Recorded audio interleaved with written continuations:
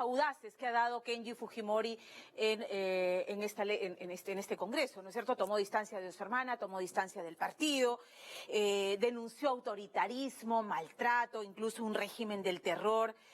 Y ahora pues nos queda meridianamente claro que negoció con el expresidente Pedro Pablo Kuczynski, ¿no es cierto? Y se anotó un triunfo en esta batalla fratricida con su hermana, consiguiendo el indulto para su padre, ¿verdad? Y quebrando, además de paso, la supuesta bancada monolítica y disciplinada que era la bancada de Fuerza Popular.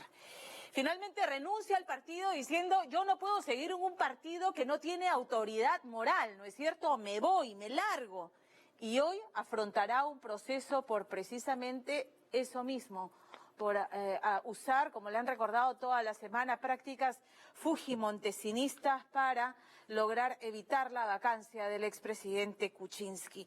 ¿Qué ha hecho la señora Keiko Fujimori? Le ha devuelto el golpe a la traición de una manera certera, porque el mismo día que Kenji Fujimori iba a recoger su kit para recolectar firmas e inscribir su partido Cambio 21, juácate, le caen los videos que se grabaron de la misma manera e incluso afronta la posibilidad de ser inhabilitado para ejercer cargos públicos los próximos 10 años. Fernando Díaz, ahora sí, Fernando Díaz tiene la nota.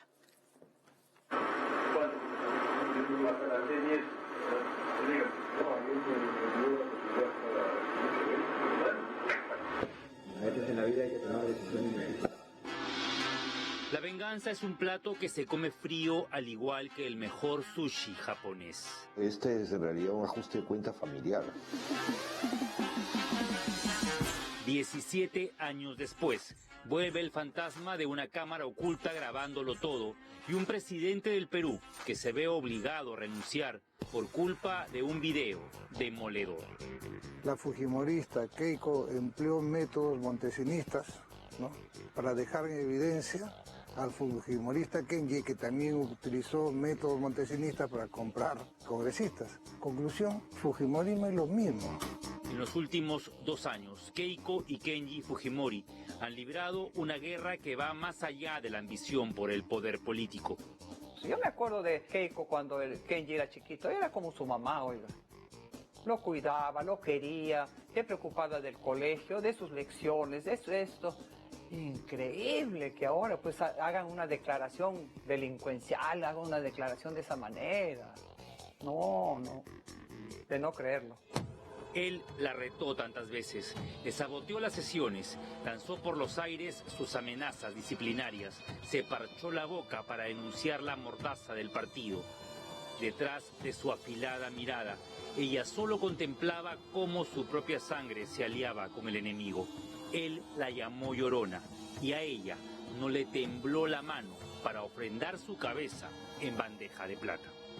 Es la primera vez que hemos escuchado a ambos decirse casi delincuentes. Así es. Y son hermanos, oiga. Con profunda decepción y dolor, el Perú vuelve a ser testigo de negociaciones para la compra de congresistas. Lamento aún más que mi propio hermano se encuentre envuelto en estas prácticas.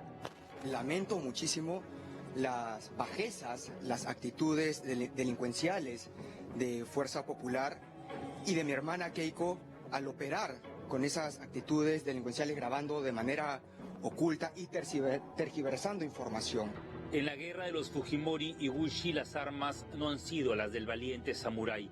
Los hijos de Alberto y Susana han jugado con la herencia que les dejó el tío Crápula, el videasta más célebre del cine. Los hemos visto acuchillarse sobre un escenario, pero todo eso se ha registrado en video y ese es el sello del montesinismo. ¿En qué momento las cosas se salieron de control? ¿Dónde comenzó el punto de quiebre entre estos hermanos heridos de muerte? Si los habíamos visto reunir firmas para el partido Fuerza 2011, visitar al padre preso o abrazarse en plena campaña presidencial, ¿qué fue entonces lo que abrió esta herida? La evidencia para mí fue el día de la elección del 2016, cuando en la segunda vuelta Kenji no va a votar. Todas las familias guardan secretos y a veces esconden miserias bajo la alfombra. Lo trágico aquí es que las disputas entre Keiko y Kenji han sido determinantes en la caída del gobierno de Kuczynski, puesto al filo del abismo por sus propios errores. Entre la candidata y su hermano ya están peleados. A ver, ¿quién se lleva la piñata? Al final, PPK fue la piñata de un circo romano. ¿Keiko está detrás de esto o no? Sí, yo creo que sí. Es obvio, por lo menos está su partido. Si ella no está al tanto es que no controla el partido. Supongamos que sí, que ella estuvo al tanto y dio la aprobación. Ella fue la primogénita, una niña llamada Keiko que para el entonces rector de la Universidad Agraria Alberto Kenya Fujimori no representaba precisamente el paradigma del primer hijo varón. Hiro, el segundo, tampoco cumplió ese papel a cabalidad. Registros de videos en que Kenji sale a ofrecerle limonada a los colegas periodistas que estaban haciéndole guardia al candidato, ¿no? En cambio, Hiro no le gustaban las cámaras, menos a Sachi. Y Keiko creo que más estaba preocupada por sus estudios, una chica muy, muy estudiosa. En la conservadora estructura familiar japonesa existe la figura del chonan, el hijo hombre, el primogénito, el que finalmente se encargará del cuidado de los padres ancianos y de las hermanas solteras. Ese rol terminaría siendo asumido por Kenji, el engreído báculo del chino. La atención del padre, el afecto, que parece estar mal repartido, porque el padre, aunque no lo ha dicho explícitamente, parece haber puesto todas sus cartas sobre Kenji. Kenji jamás ocultó sus verdaderas intenciones, buscaba el indulto a toda costa. Keiko, en cambio, gracias a sus asesores, trató de despercudirse de cualquier rezago de papá Alberto. Ello, sumado a las 2 derrotas políticas del Partido Naranja, resquebrajaría la relación fraternal. Y era evidente que el conflicto era por el padre, pero el padre en realidad significaba el poder. Keiko no quería al padre fuera porque el padre podía quitarle a ella el predominio o digamos, la voz al interior de su propio partido, su propia agrupación. Y él quería que a su padre afuera como sea. A partir de entonces, Keiko y Kenji fueron la versión Nikkei de la distancia que nos separa. Ataques de Kenji en redes, exigiendo su cuota de poder, pataletas en el hemiciclo, socarrones, videos virales. Mi bancada me quiere disolver.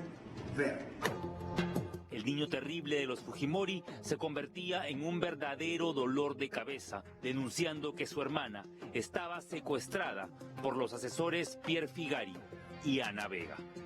Yo les he dicho 1000 veces, no me puedo quedar en paz si no lo hubiera hecho. Amístense, dialoguen, vengan a mi casa a conversar. ¿Usted ha hablado con ellos? Yo sí, más que con Keiko, que ya desde que me sacaron ya no tuve mayor comunicación con ella, que casi prácticamente 2 años, pero a Kenji sí le decía, anda, conversa con tu hermana. Y Kenji le decía, quiero que saquen a sus asesores, y la otra no quería. Entonces ahí empezó ya el problema más grande, y de ahí no sé nada. Hasta ese momento, Keiko solamente se expresaba en Twitter, sin darle mucha importancia a su hermano menor, hasta aquel 17 de septiembre del año pasado, en que Kenji recorrió Palacio con el expresidente Kuczynski. El indulto al chino ya se cocinaba en secreto, pero luego vendría el golpe maestro.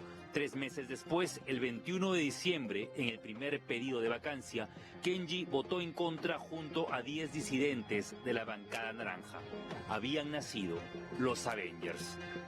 Los Avengers no fueron convocados para el Congreso por Kenji, fueron convocados por Keiko y fueron seleccionados por Keiko. Luego los hermanos se pelean y un grupo se va con Kenji y el otro se queda con Keiko, pero al final son lo mismo. Después de 20 meses de silencio sepulcral, Keiko habló y confirmó la ruptura. La bronca era real, un guión digno de Corín Tellado. En el tema político, lo quiere matar. Prefiero no verlo. Él sabe dónde vivo.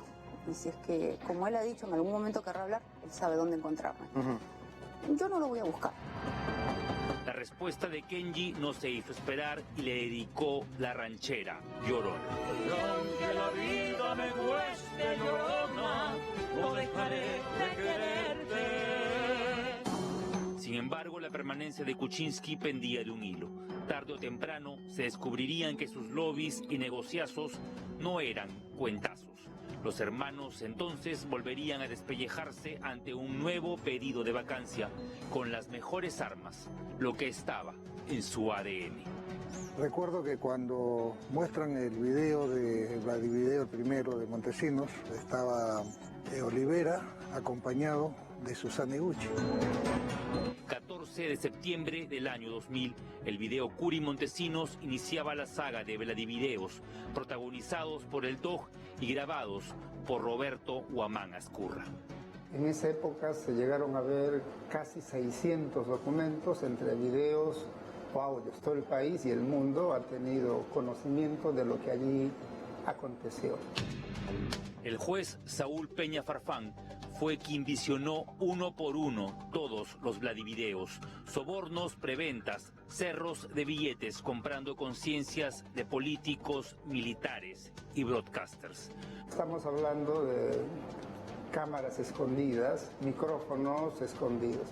Fue una época nauseabunda que parecía olvidada hasta este miércoles. ¿Qué es lo que tú quieres? ¿Obras para televisión? ¿Desarrollo? ¿Progreso? Lo que se ha visto en el video es una gestión que hace cualquier autoridad.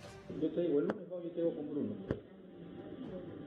Muy aparte, Kenji es el que cumplirá todo. Los 130 congresistas hacen ese tipo de gestión. Ahora, aquí Fuerza Popular está actuando con mala leche y está buscando distorsionar la información. El congresista Mamani fue el topo, el nuevo videasta que no necesitó una salita, pues solo le bastaba una cámara escondida para evidenciar las prebendas a cambio de votos. Para muchos, Mamani es simplemente el agente provocador de estas grabaciones hechas con la anuencia de Keiko Fujimori. Porque es ella quien conoce el temperamento, quien conoce las debilidades, no solo del hermano, sino de los congresistas a los que ella lleva al Congreso. En los Vladivideos, Montesinos jalaba la lengua de sus víctimas para comprar sus conciencias con miles de dólares. La actual congresista, Luz Salgado, conocía estas prácticas por boca del propio Vladi, aunque ahora, en un arrebato de Alzheimer, parezca no recordar absolutamente nada y encima creerse la reserva moral del país.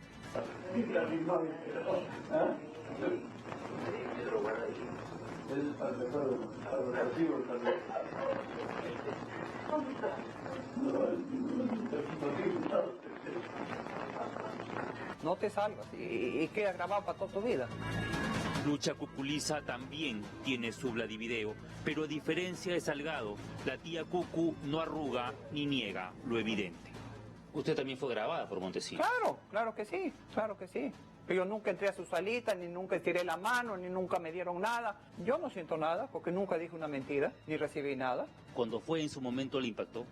No, me fastidió un poquito, porque no sé a quién le dije maricón y para arriba. No hubo nada de ilegal, ni nada por el estilo. Los Vladivideos fueron determinantes para mandar a la cárcel a Montesinos. En el caso de los llamados Kenjivideos, el menor de los Fujimori podría correr la misma suerte. Que me parte el alma ese presidente. Y él me confesó, me dijo, yo no quiero morir sin dejar a mis hijos separados.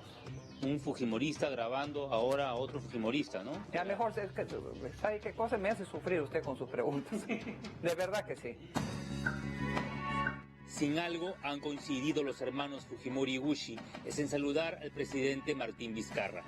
Pero la guerra no ha terminado.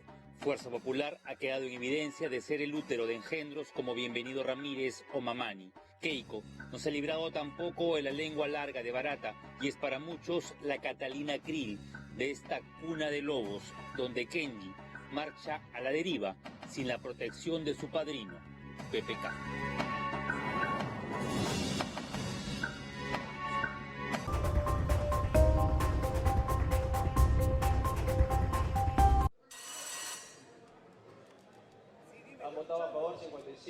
El popular legislador Kenji Fujimori ha sido suspendido por el Congreso de Perú, que no tuvo quórum para votar su destitución.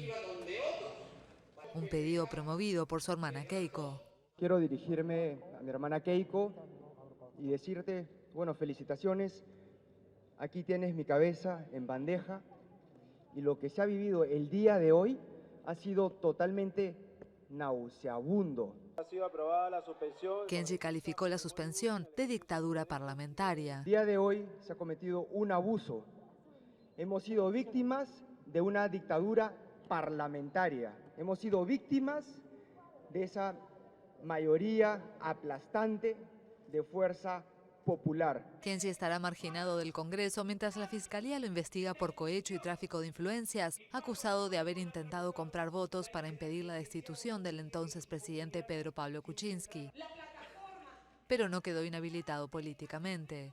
Los hermanos se encuentran envueltos en una guerra fratricida por el control del fujimorismo, la principal fuerza política de Perú.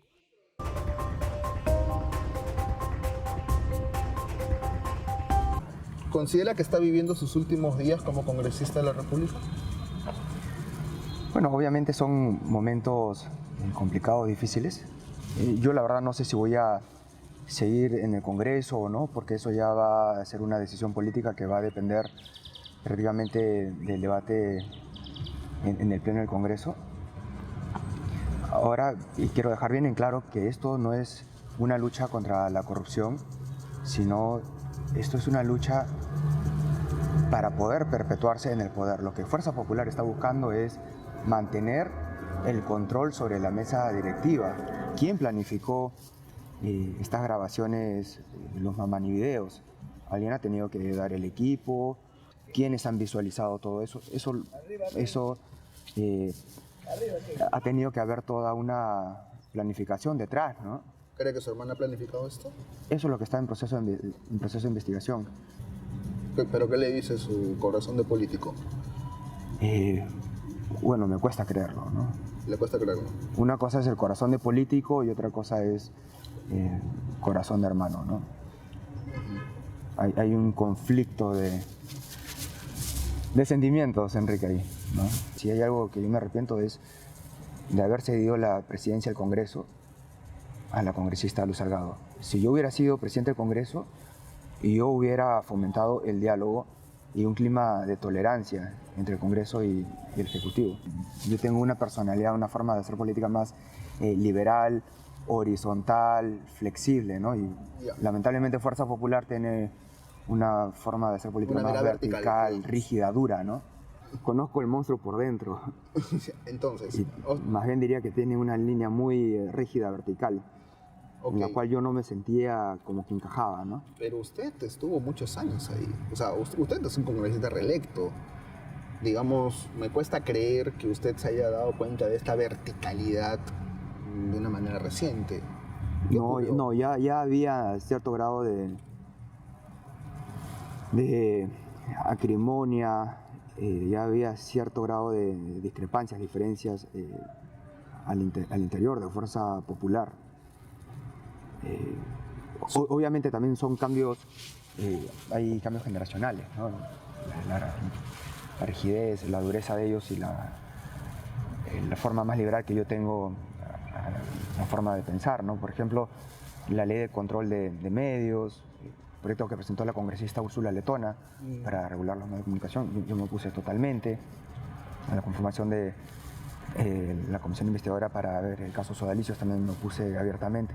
Entonces ha sido toda una lista de discrepancias públicas que he tenido con ellos y que ellos jamás han tolerado.